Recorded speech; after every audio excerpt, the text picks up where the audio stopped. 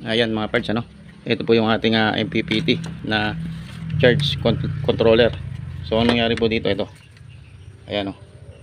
So nagulat na lang po ako kanina nung ako'y dumating, nakita ko na. So maghapon po kasing walang tao dito sa aming bahay at nasa trabaho po kami.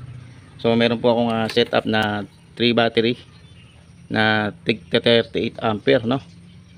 Ayan, na lead acid, no. At meron akong solar panel na tatlo na tigwa 100 watts, no. So ang nangyari ganito, ito. So ang ginawa ko kasi mga parts, hindi ko muna nilagyan ng breaker, ano.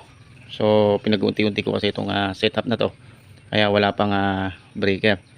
So yan, ito nga nangyari, no. Ayan mga parts.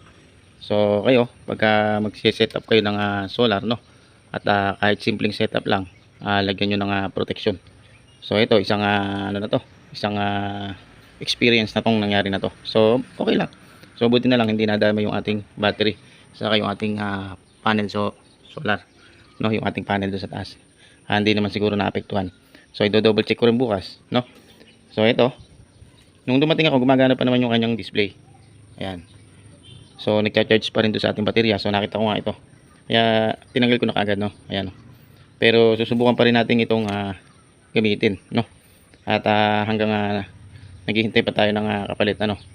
So ito, pag ginamit natin, lalagyan natin ng ganito, yung breaker. Yan, no. So lalagay tayo ng breaker. Ito. Yan. So dapat kasi may breaker po talaga yan, no.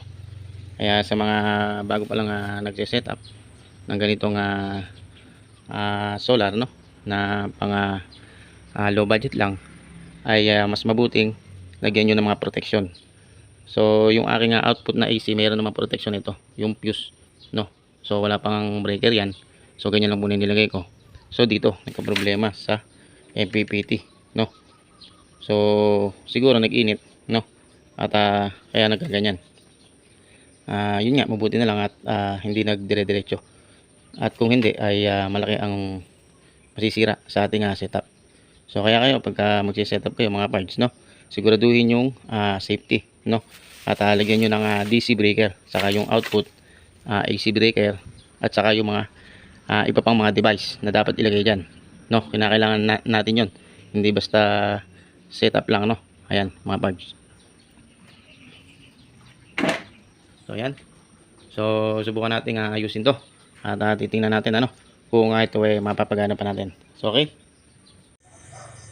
Ayan mga parts, ano. Inalis ko na to, no. So ni-repair na natin yung ating MPPT na charge controller.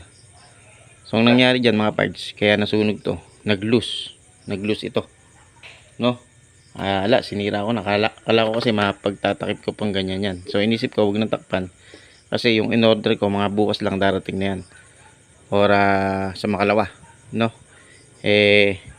Baka tayo maalanganin sa ating gamit sa ating loob ng bahay. So kinabit na natin to, pang samantala lang. Ang ginawa ko, nilagyan ko na lang breaker.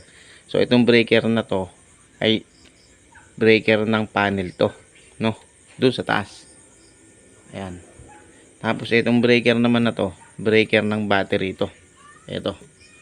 Ayan mga parts. So ang nilagay ko ng breaker dito sa ating panel ay 10 ampere lang, para kung sakaling mag short, bababa ka agad to, no.